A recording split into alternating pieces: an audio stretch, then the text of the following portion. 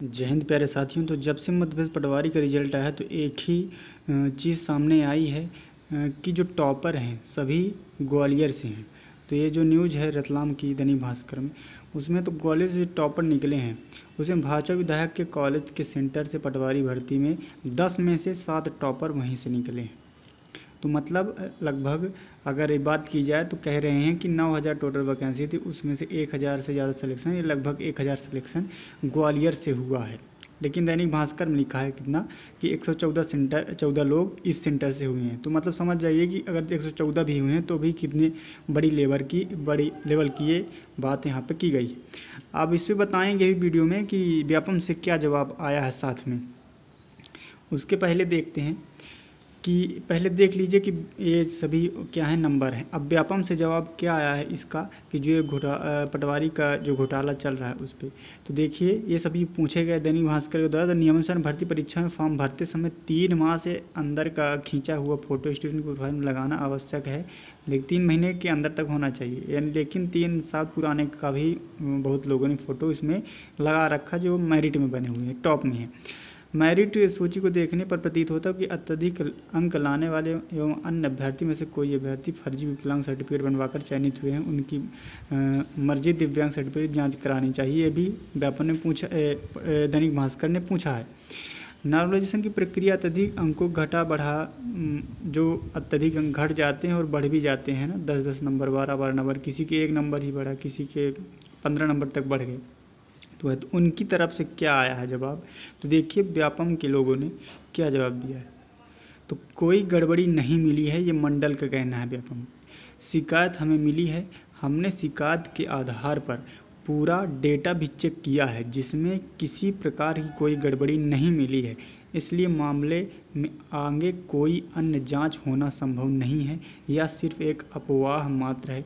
Doctor Hemlata exam controller हैं, उन्होंने ये कहा है कि ये ऐसी कोई चीज़ नहीं, हमने तभी डेटा वगैरह चेक किया है, ये सब केवल यूट्यूब वाले जो कर रहे हैं वो कर रहे हैं, लेकिन ऐसा है नहीं कुछ, है ना। वो तो अपने हिसाब से कहेंगे। वहाँ की अभी सब ग्रुप जो इंजीनियर का आया है रिजल्ट, उसमें भी ग्रुप 2 इंजीनियर का उसमें भी साफ पता चल पा रहा है कि क्या है। तो ये कुछ हैं, ये कुछ मीम बनाए हैं लड़कों ने। क्या है कमलनाथ इसमें क्या बोला, प्रदेश में पटवारी भर्ती पीछे बड़े पैमाने पर गड़बड़ी के समाचार सामने आ रहे हैं, कई टॉपर एक ही सेंटर के हैं। ये तो मान लो ये तो बोलेंगे ही, अच्छी बात है कि कम से कम ये बोल रहे हैं, साथ में हम लोग खड़े हैं। बाकी बीजेपी से जुड़े दिख रहे हैं जो फर्जीवाड़ा हुआ है। व्यापम नर्सिंग आरक्षक भर्ती, कृषि विस्तार अधिकारी, ऐसी कितनी अनेक भर्तियां जो घोटाले का रूप ले चुकी हैं और आगे भी ये घोटाला चलेगा, समझिए है ना। उसमें अगर ये पटवारी में हुआ तो भी कांस्टेबल में रुकने वाला नहीं है।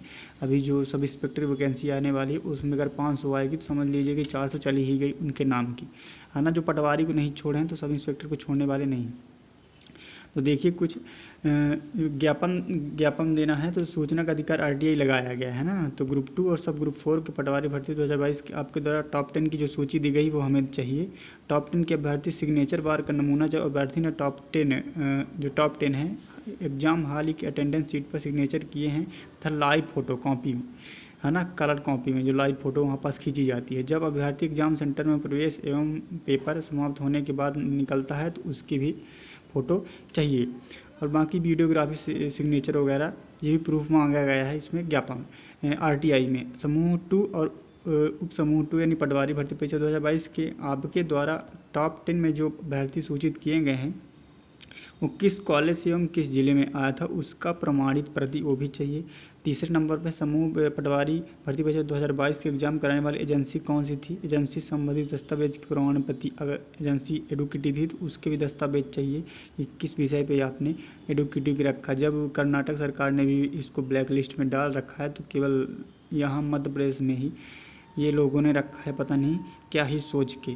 और बाकी लास्ट पॉइंट क्या है, समूह 2 और पटवारी भर्ती परीक्षा के NRI कॉलेज ग्वालियर तथा ध्रुवा कॉलेज भोपाल से कितने अभ्यर्थियों का चयन हुआ तथा ग्वालियर तथा भोपाल जिला से चयनित अभ्यर्थियों की सूची की प्रमाण प्रति भी इन्होंने मांगी है।